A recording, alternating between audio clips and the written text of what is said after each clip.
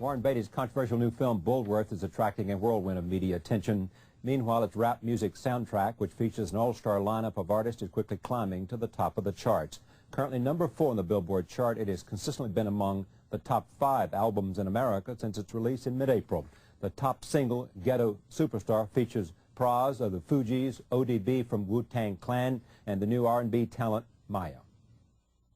Hardcore, couldn't take it no more. I'm gonna reveal everything, change the law. I find myself walking the streets, trying to find what's really going on in the street. Now every dog got his day, needless to say. When the chief away, that's when the cats wanna play. I told you, dance around you fools like Cassius Clay. Stretch my heat and make you do a pot of parade. Kick your balls like Pele, pick them doing ballet. Peak like Dante, broader than Broadway. Get applause like a matador, cry yelling ole. Who the hell won the same A from BK to Calais?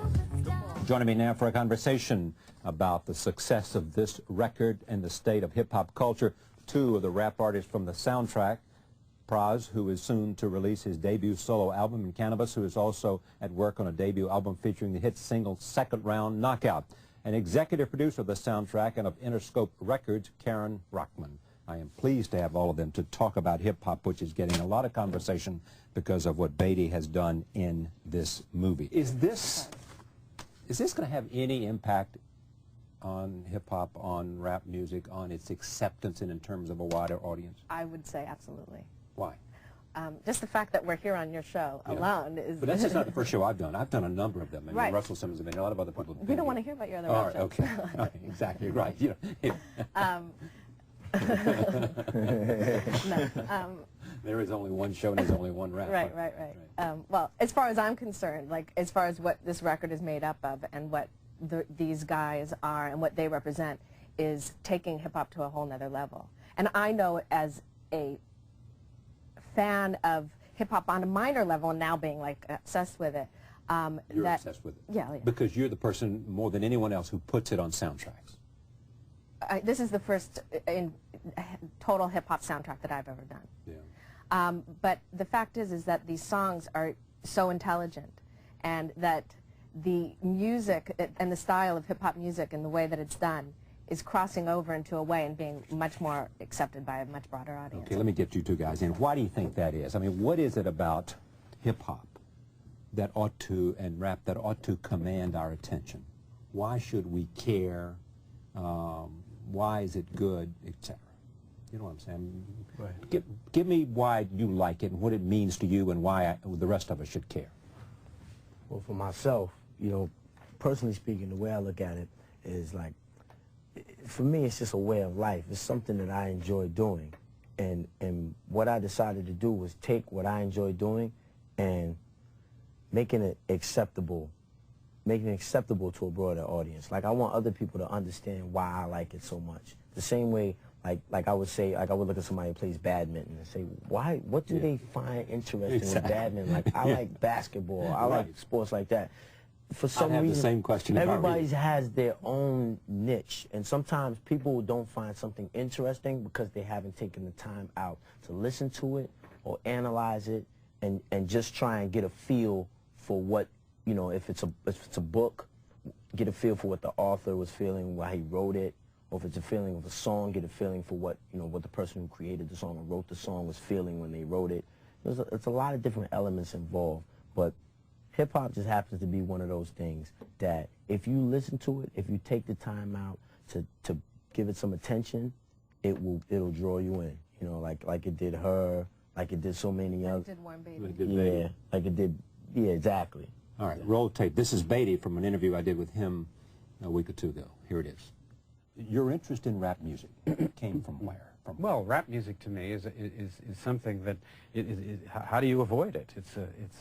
It's coming out of that inner city where you know, in another period, different voices came out in different ways. It's very similar to the protest poets in Moscow, Yevtushenko and Voznесensky, and that group of poets who were protesting in Moscow during the 60s. You know, there were good ones, there were bad ones, there were smart ones, there were dumb ones, but it's a fact of life. It's unavoidable, and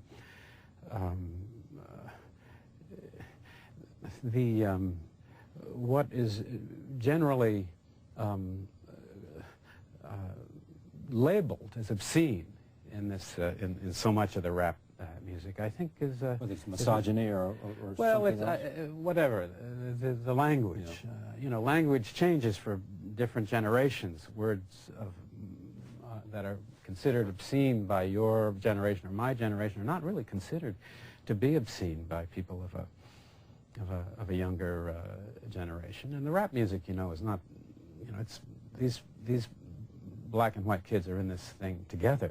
They're more white kids and they're buying more of the music. So it's not as if this is a message that's understood only by African American kids.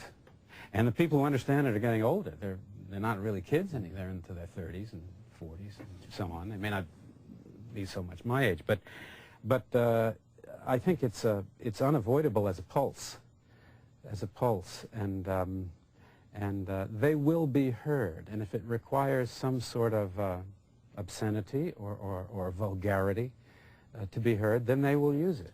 And that's the great opportunity you have as a movie maker. My movie is vulgar. I know that. It's intentionally vulgar. It has that right to be heard with its vulgarity and with its oversimplification. Why are you in it? What does it mean to you? I'm in it because I was born in it. You know, hip-hop is a way of life for us. You know, it's like, you know what it's like? It's like back in the 60s when rock and roll was like what everyone wanted to do. The invasion of the Beatles, when you had like Rolling Stones. Woodstock. You know, Woodstock. You know, it's a way of life. And the thing about hip-hop, it addresses issues that normally that people in certain positions won't understand, won't know what's going on because they so high in their positions. Their ear is not to the streets. You understand what I'm saying? I do. It's like Warren understands it because he experienced it. You know, he's been down the studio, he's seen the way we talk. And you got different level of hip-hops, you know what I mean? You got good hip-hop, you got bad hip-hop, you know, and what we try to do is good hip-hop.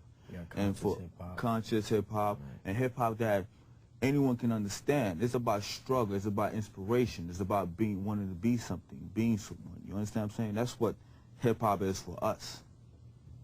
And that's the bottom line to it. And Warren, he has a sense of it. Obviously he hasn't lived it, but he's been in the ghetto. We brought him down to New York, you know, he's seen it.